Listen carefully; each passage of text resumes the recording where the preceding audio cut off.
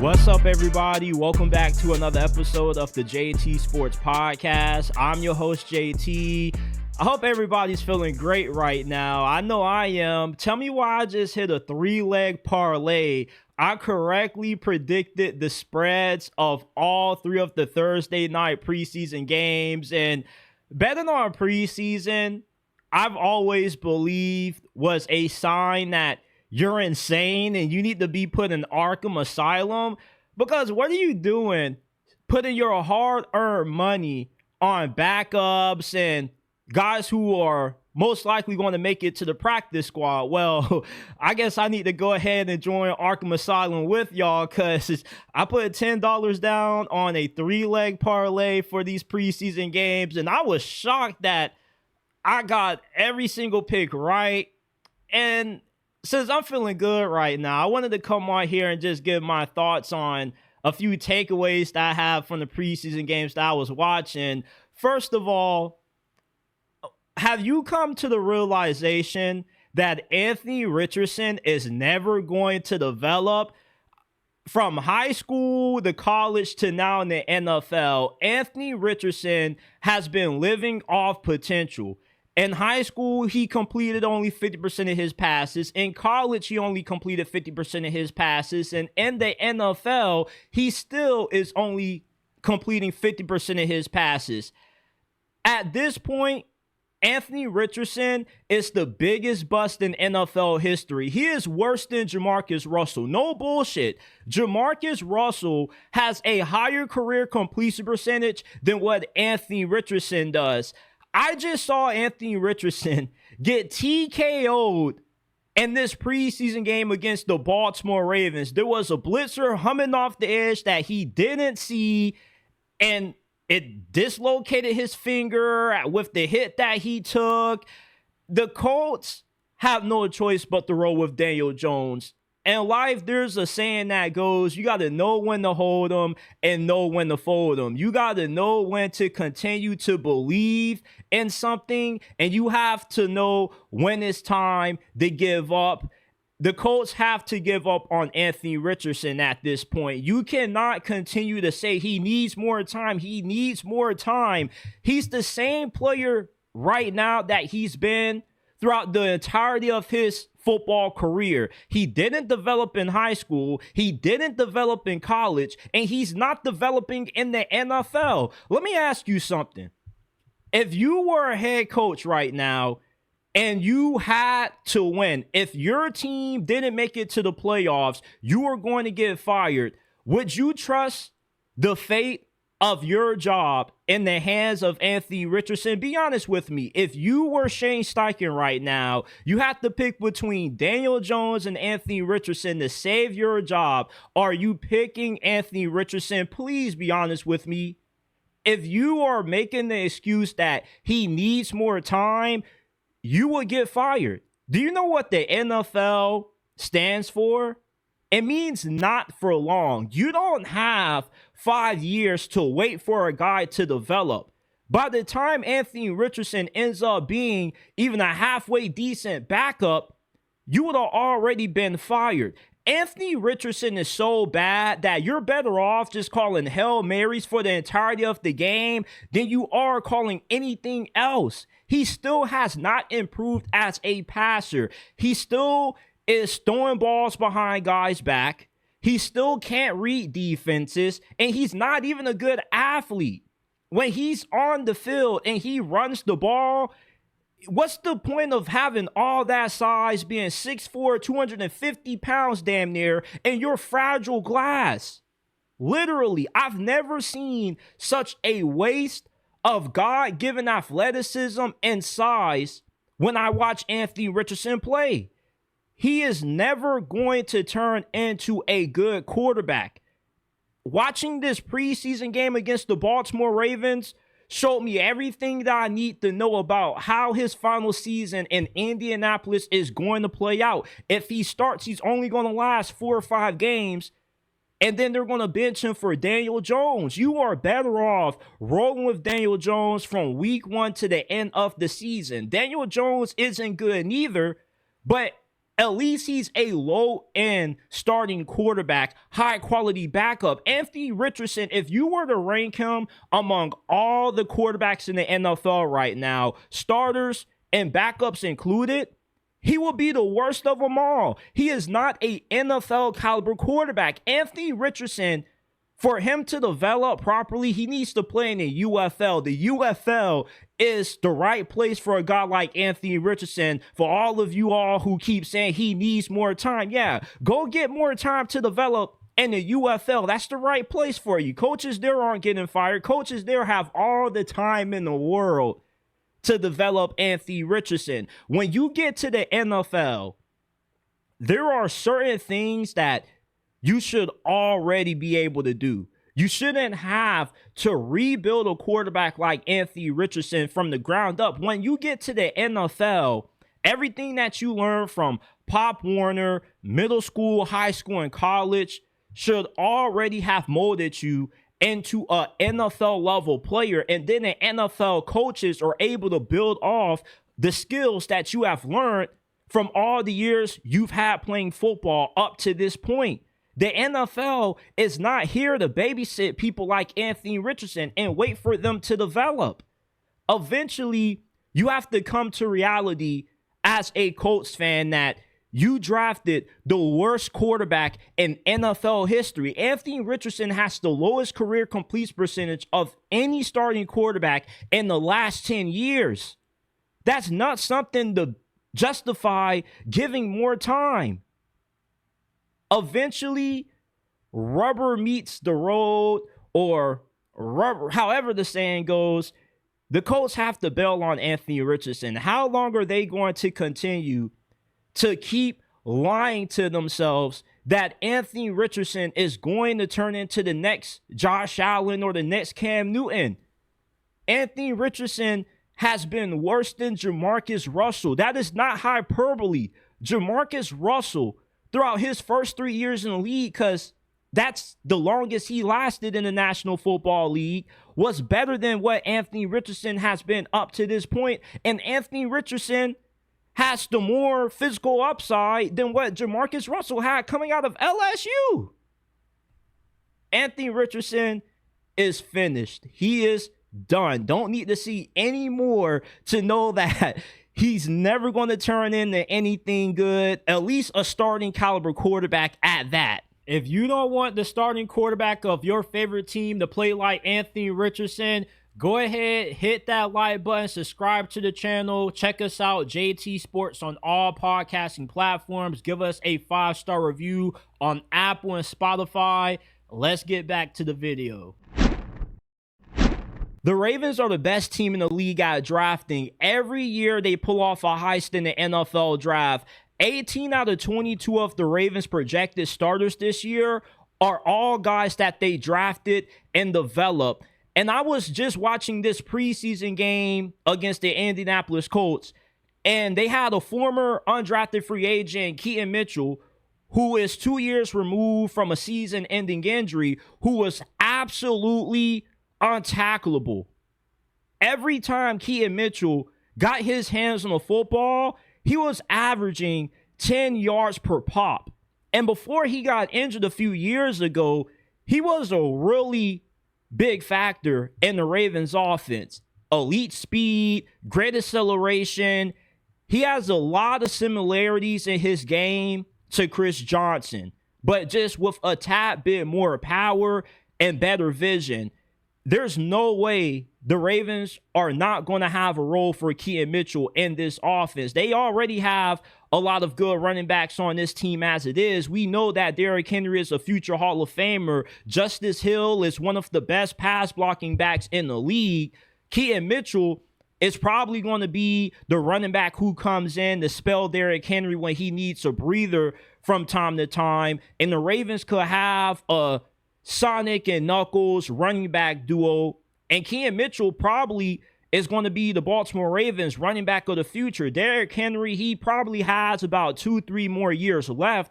Keaton Mitchell, once Derrick Henry retires, he'll be able to fill in, and the Ravens probably won't end up missing a beat. Then you have Leonte Wester, who was their 6th-round pick out of Colorado. I've seen Leonte Wester play in person because I went to school with him when he was at FAU. Leonte Wester was one of the most underrated receivers coming out of this past year's draft. Great route runner. He's fantastic after the catch as well. He's one of those players that is just really shifty. He's able to just steer his way through traffic, as what you could tell with that punt return that he took to the crib for 6. And he's been dominating all throughout Ravens training camp.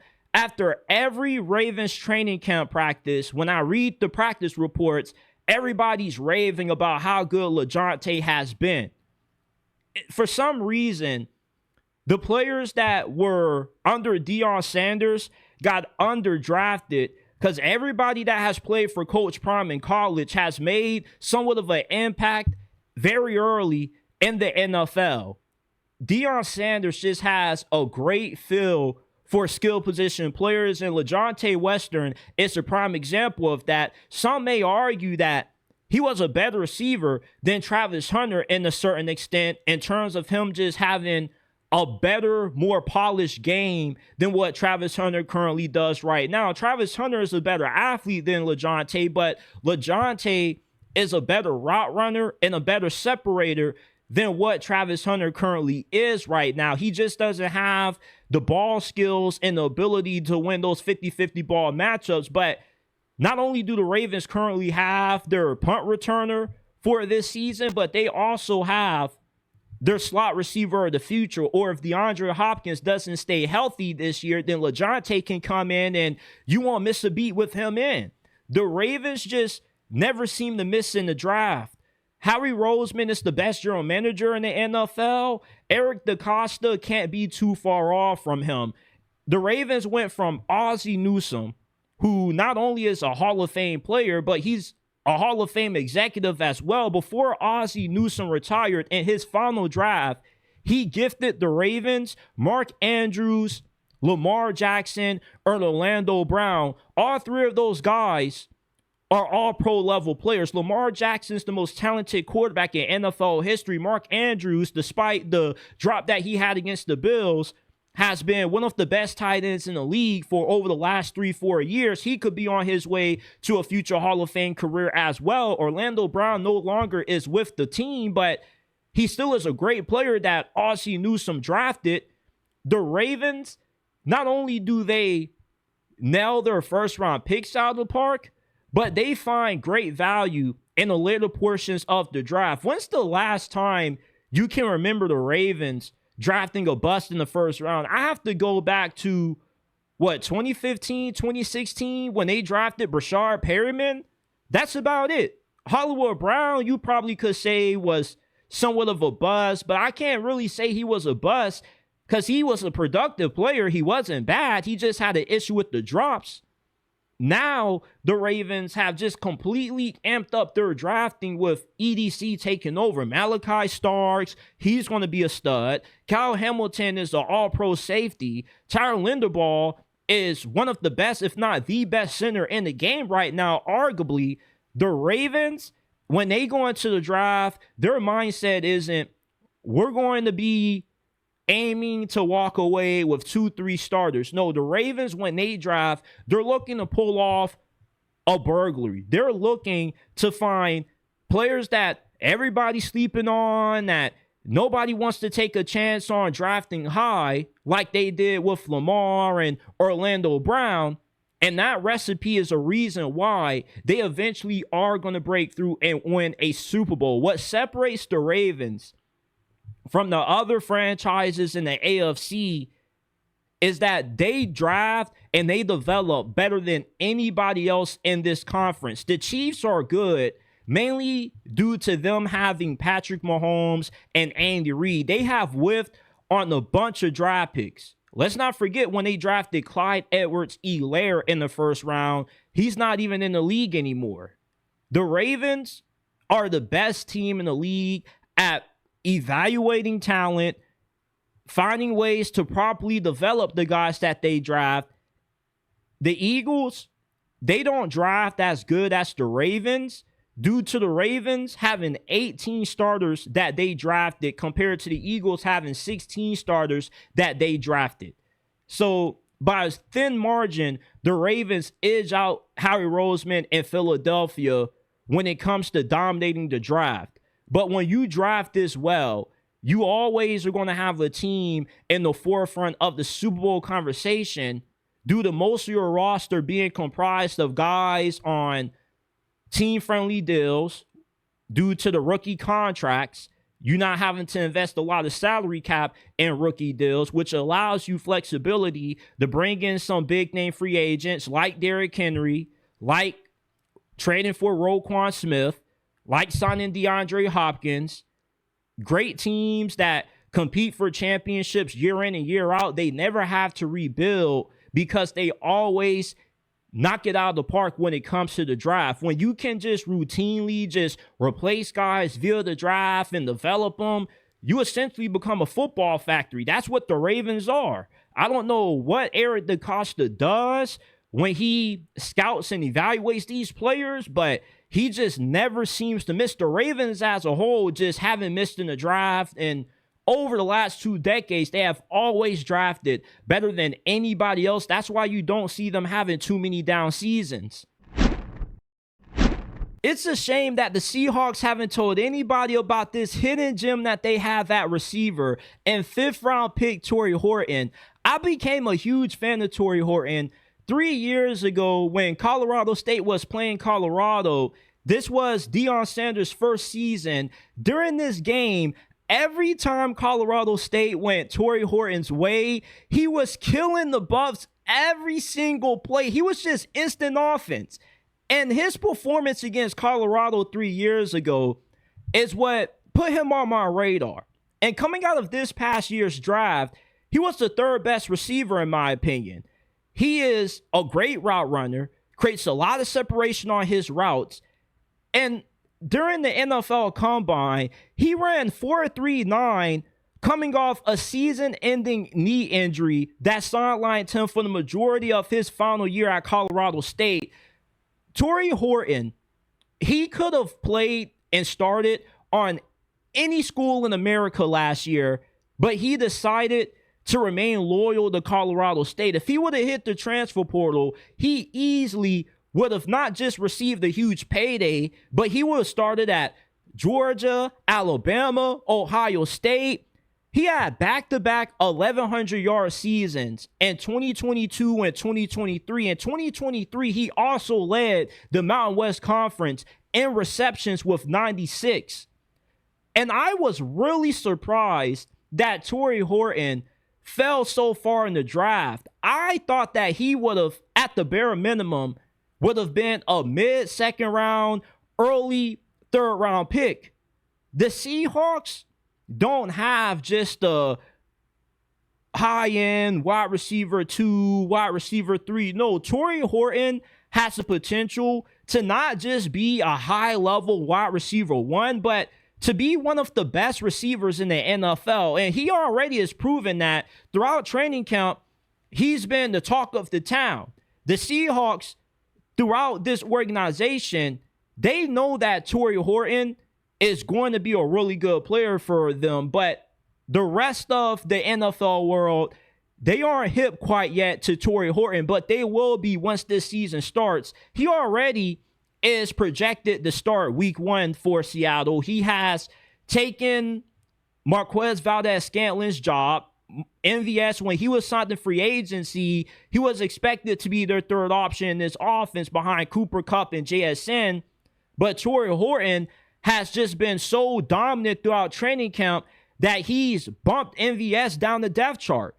So that alone should tell you just how good Tory Horton is. When you are a great separator and you're the technician that Tory Horton is running routes, at the bare least, you're going to be a top 20 receiver. The majority of the NFL's best receivers, what they all have in common is their ability to create separation and run good routes. That's what Tory Horton has. Don't also overlook how good he is after the catch. 4.39 is not his true speed. He probably runs somewhere in the high 4.2s or in the high 4.3s, because at the combine, for him to clock in at 4.39 was shocking, with him only being a few months removed from recovering from that knee injury. We are about to see one of the best not talked about rookie receivers coming into this season, and Tory Horton. I have been throwing a lot of propaganda in Tory Horton's way because I have been watching him throughout the course of his time at Colorado State, and I just really believe that the Seahawks have something special in him. And it always feels good when there's a player during the draft that you believe is being overlooked, is a hidden gem, and he ends up being as good as what you expect him to be. When you follow the draft, oftentimes there's a bunch of prospects that you fall in love with that come from small schools. They get drafted and you don't really hear anything from them. So it feels really good to see Tory Horton dominating training camp the way that he has so far. And in the preseason game that the Seahawks just played against the Raiders, he caught a touchdown. You obviously could tell that he was really good because Drew Lock was trying to force feed him the ball. Even when he was covered, he was still slinging the football his way. I expect Tory Horton to have a really productive rookie season in this Seahawks offense. I wouldn't be surprised if he ends up being one of the best rookie receivers when it's all said and done. I've always had a good eye when it comes to receivers. I'm not trying to brag, but if Bill Belichick would have hired me to be his general manager during his final years with the Patriots, he would have had Zay Flowers, Tank Dell, and Bucky Irving. I'm just really good when it comes to scouting receivers and running backs. For some reason, I just don't miss when it comes to receivers and running backs that often. Tory Horton, not only is he one of my favorite players, but he's going to end up being one of the best receivers in the league. I'm trying to tell you Seahawks fans, you don't know what you're in for. Hell, the rest of the NFL doesn't know what they're in for with Tory Horton. If you play fantasy football right now, you better make sure that you write the name Tory Horton down. You pick him up in all of your fantasy football drafts. If you've already drafted, go and claim him on a waiver because he's going to be fantastic this year.